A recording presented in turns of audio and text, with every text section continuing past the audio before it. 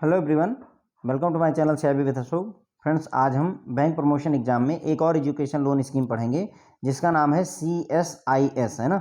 जब हमने अम्बेडकर स्कीम पढ़ा था तो वहाँ पर भी इसका ACSIS का जिक्र हुआ था, याद कीजिए जो है ना, ACSIS का।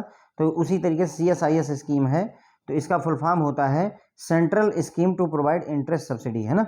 Central scheme for interest subsidy कह सकते हैं, central scheme for interest subsidy, CSIS। Okay, तो अब इसमें ये भी कॉमन स्कीम है, सभी बैंकों पर लागू होती है।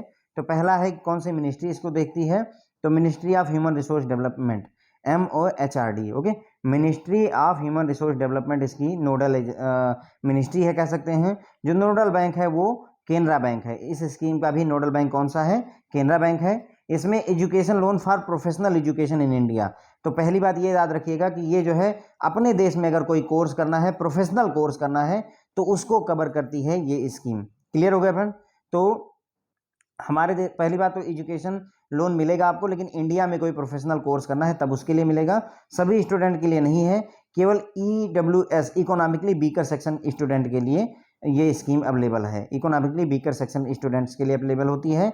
उसके बाद में as per IBA, Indian banking association जो है, उसके हिसाब से आधार कार्ड जो है ऑप्शनल है इस स्कीम के लिए। मतलब आधार कार्ड जरूरी नहीं कि स्टूडेंट के पास हो तभी उसको ये लोन मिलेगा। ओके, अब इसमें कोर्स कौन कौन से कवर्ड होते हैं फ्रेंड, तो ग्रेजुएशन, पोस्ट ग्रेजुएशन, कोई भी कोर्स कवर हो सकता है, PG, डिप्लोमा वगैरह किसी रिकॉग्नाइज यूनिवर्सिटी वगैरह से, जिसे UGC या गवर्नमेंट से मान्यता प्राप्त हो, उनके बस। ग्रेजुएशन भी कर सकते हो आप, पोस्ट ग्रेजुएशन भी कर सकते हो, कोई दिक्कत नहीं है, बस कि वो प्रोफेशनल कोर्स हो, जैसे BTech वगैरह हो गया, MCA वगैरह हो गया, या फिर बायोटेक्नोलॉजी वगैरह में कोई आपको कोर्स करना है। ओके, पेरेंटल इनकम का क्राइटेरिया की अगर बात करें तो इकोनॉमिकली वीकर सेक्शन के जो भी total income from all sources 4.5 lakh से ज़्यादा नहीं होनी चाहिए। 4.5 लाख का मतलब total income from all sources, ये जो स्टार यहाँ पर लगा हुआ है फ्रेंड, उसका मतलब है कि ये 4.5 लाख रुपए total income from all sources हैं। सब्सिडी की यहाँ पर बात करें फ्रेंड, तो सब्सिडी लोन आप चाहे जितने भी अमाउंट का ले लीजिए, लेकिन 7.5 लाख रुपए तक जो भी इंटरेस्ट आएगा उसको गवर्नमेंट ऑफ इंडिया लौटाती है। गवर्नमेंट ऑफ इंडिया क्या पूरे जब तक लोन चलता है तब तक आपको इंटरेस्ट वापस करती रहती है, तो नहीं, केवल मोरेटोरियम पीरियड तक जो है लोन का पैसा, मतलब इंटरेस्ट का पैसा वापस करते हैं, केवल मोरेटोरियम पीरियड तक। यहाँ moratorium period course period plus 1 year माना जाता है, ठीक है। यहाँ पर कोर्स पीरियड प्लस 1 ईयर का टाइम दिया जाता है मोरेटोरियम पीरियड के तौर पर। 7.5 लाख रुपए तक जो भी इंटरेस्ट बनेगा उसको गवर्नमेंट ऑफ इंडिया लौटा देगी। लोन आप 15 लाख का भी ले सकते हैं, 20 लाख का, उसके लिए कोई मनाही नहीं है। केवल ध्यान रखिएगा कि इंटरेस्ट जो है केवल 7.5 लाख रुपए तक ही मिलता है।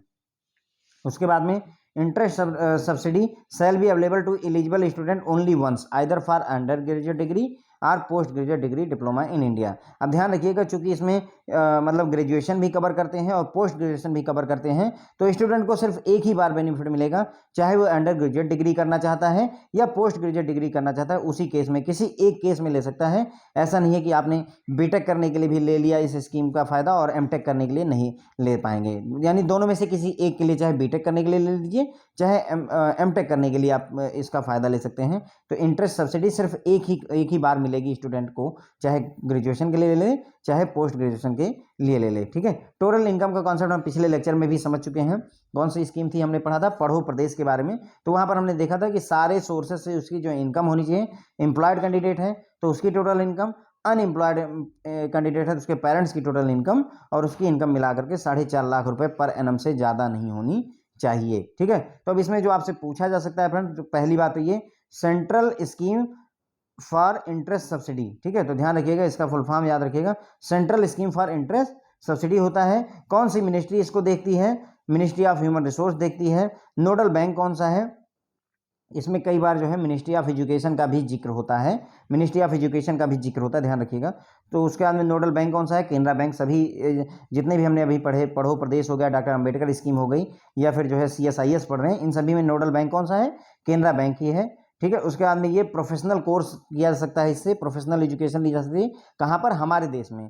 इसके पहले जो हमने पढ़ा था पढ़ो प्रदेश, वो भी विदेश जाने के लिए था। डॉक्टर अंबेडकर भी विदेश जाकर के पढ़कर आए थे, तो इसलिए डॉक्टर अंबेडकर वाली स्कीम भी विदेशी एजुकेशन के लिए ही थी, विदेश में जाकर के पढ़ने के लिए थी। लेकिन ये प्रोफेशनल कोर्स, अगर प्रोफेशनल एजुकेशन चाहिए आपको इंडिया में, उसके लिए है CSIS स्कीम, सभी के लिए नहीं है। इकोनॉमिकली वीकर सेक्शन के स्टूडेंट के लिए है, EWS स्टूडेंट के लिए है। आधार कार्ड जो है ऑप्शनल है इस स्कीम के लिए एज पर IBA। ध्यान रखिएगा कौन कौन से कोर्सेज कवर्ड होते हैं। ग्रेजुएशन पोस्ट ग्रेजुएशन दोनों तरीके के जो है कोर्सेज इसमें कवर होते हैं, बशर्ते कि वो जो कॉलेज या यूनिवर्सिटी है उसे जो है गवर्नमेंट ऑफ इंडिया या UCG द्वारा मान्यता प्राप्त होनी चाहिए। जो पेरेंट की इनकम है या स्टूडेंट की टोटल इनकम जो है पूरे साल में 4.5 लाख रुपए से ज़्यादा नहीं होनी चाहिए इकोनॉमिकली वीकर सेक्शन के स्टूडेंट के लिए। ठीक है, total income from all sources 4.5 lakh से ज़्यादा नहीं होने चाहिए। सब्सिडी क्या सारे अमाउंट के लोन पर मिलेगी? तो नहीं, केवल 7.5 लाख रुपए तक का जो भी इंटरेस्ट होता है उसको गवर्नमेंट ऑफ इंडिया वापस करती है। लोन आप 20 लाख का भी ले लीजिए तो उसके बाद में 7.5 लाख के अलावा जो 12.5 लाख रुपए होगा उसका इंटरेस्ट आपको पे करना पड़ेगा। 7.5 लाख रुपए तक जो भी लोन का इंटरेस्ट बनेगा उसे गवर्नमेंट ऑफ इंडिया आपको वापस कर देगी। कब तक वापस करेगी? मोराटोरियम पीरियड जब तक होगा। मोराटोरियम पीरियड कितना है? कोर्स पीरियड प्लस 1 ईयर होता है इस स्कीम में। इंटरेस्ट सब्सिडी क्या मैं ग्रेजुएशन भी करूँ पोस्ट ग्रेजुएशन भी करूँ दोनों केसेस में मिलेगा? तो नहीं मिलता है, आपको सिर्फ एक ही बार मिलेगा। चाहे आप ग्रेजुएशन के लिए ले लीजिए चाहे आप पोस्ट ग्रेजुएशन के लिए इस स्कीम का फायदा ले सकते हैं। ओके, टोटल इनकम का कॉन्सेप्ट हमने पहले ही समझ लिया है कि सभी सोर्सेज से जो इनकम होनी चाहिए पूरे साल में 4.5 लाख से ज़्यादा नहीं होनी चाहिए। ठीक है फ्रेंड, तो इसी के साथ में हमारा ये लेक्चर यहाँ पर खत्म होता है। होप है आप लोगों को पसंद आएगा। Thank you so much.